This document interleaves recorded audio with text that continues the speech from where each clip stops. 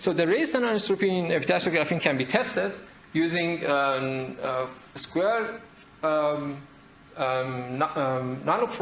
4-point probe square in a square arrangement. So in this case, we have 4 probes arranged in a square arrangement or placed in a square arrangement. So 2 tips are used to flow the current, and 2 others we can read off the voltage, and then we can calculate the resistance values. So you can rotate with respect to the steps and terraces. You can read or measure the resistance values. And then you can get resistance anisotropy values or rate by using the resistance perpendicular to the steps divided by the resistance parallel to the terraces. So now let's have a look in the literature so far. If you look into the literature, we get some values like more than 70% or 100% anisotropy. So now we can imagine how it would be really degrading the electronic properties of the epitaxial graphene concerning making devices out of these quality samples. It degrades the mobility of the samples, and it kind of restricts you to make your device only on one terrace. So here you can see the actual measurement of the 2 optimized samples. To remind you, I showed here again the typical topography of the samples on the right side. So you can see again from the Raman spectroscopy that we have a single layer graphene formation. In this graph, you can see on the x-axis the angles, so from 0 to 180 degrees. So 0 and 180 is parallel to the terraces, and 90 degrees is perpendicular to the steps or terraces. On the right, on the y-axis, you can see the resistance values. For a better for clarity, I just here showed the R minus R0, which R0 is the resistance at the terrace areas. So we can see that in this case, we don't see any direction dependency of the resistance perpendicular or parallel to the step. So in other words, the resistance remain the same in both parallel and perpendicular to the steps at this scale.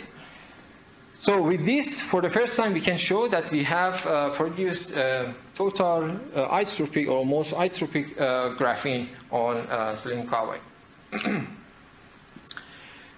To understand and compare better, I showed here 3 other graphene samples with different qualities, which kind of represents some result in the literature. So the sample S3, S4, and S5 with different morphology and bilayer inclusion. So here you can see the morphology of the samples. S3 is more or less like the steps are 0.75 nanometer with a scattered bilayer inclusion.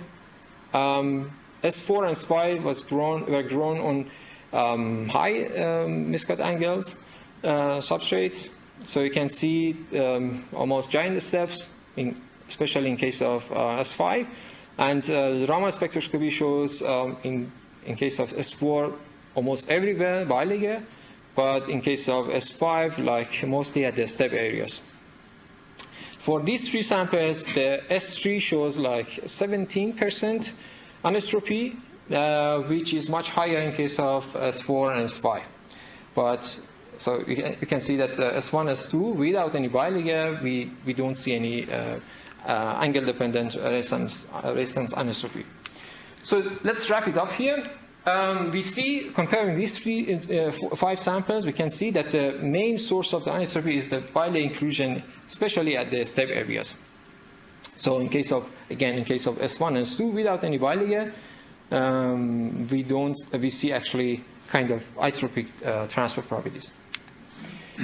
In addition to that, I also measured 2 other types of graphene samples, the quasi-freestanding monolayer sample shown with orange, and quasi-freestanding bilayer graphene with magenta. So these samples are kind of the first measurement, so we don't have any data in the literature to be able to compare them. But if you compare already this result with, with S3 to S5 sample, you can see a significant improvement. So to provide or to prepare these samples, I used argon gas or hydrogen gas with like 5% purity. So I think that could be one of the reasons that we have some defects due to the impurity of the gas. So here you can see better you can compare better the quasi-freestanding monographene and bilayer samples with the S1 and S2 epitaxial graphene samples. So as I mentioned, the main source of the maybe the main source of the anisotropy in the quasi-freestanding bilayer and monolayer samples is from the defects, but in the case of epitaxial graphene, we have this anisotropy, this small anisotropy comes solely from the from the steps on the surface. So as you can see, we have like 2 or 3% anisotropy in the case of epitaxial graphene, which we cannot avoid it because we cannot avoid the steps on the surface. So this is the minimum radiation anisotropy that you can get from the epitaxial graphene. Before proceeding again, I came across to this recent paper that they measured with another technique the radiation anisotropy of the quasi-freestanding bilayer samples, which I found it interesting. They compared the results, and interesting, they got also the same radiation anisotropy in this case of the quasi-freestanding bilayer sample, but their study shed more light on our understanding about the radiation anisotropy. They claim that the main reason in anisotropy of quasi-freestanding bilayer sample arises from the steps. Good.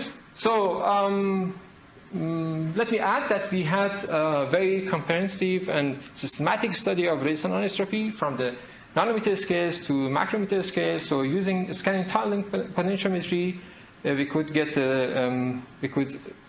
the radiation anisotropy at the nanometer scales, or square nano 4-point probe measurements at micrometer scales, as well as Van de Poel measurements at millimeter scales, which all come into excellent agreement and shows or underline the quality of the samples.